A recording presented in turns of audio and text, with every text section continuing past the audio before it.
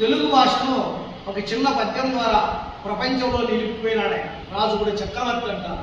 కాబట్టి సాహితీ సమరాంగణ సార్వభౌములు ఉంటారు.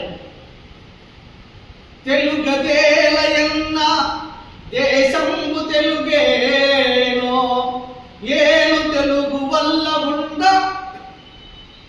తెలుగు కొండ ఎల్ల నృపులు కొలువ ఎరుగవే బాసాడి దేశ భాషలందు తెలుగు లెస్స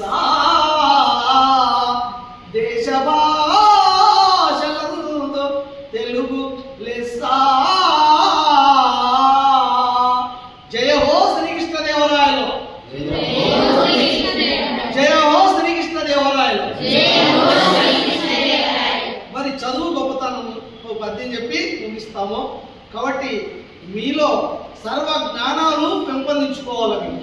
కాబట్టి చదువు ఎంత చదివినా దాంట్లో ఇంపు సొంపు జ్ఞానం లేకపోతే ఆ చదువు వృధా అవుతుంది. చదువది ఎంత గల్గినా రసజ్ఞత చుకలేకున్నను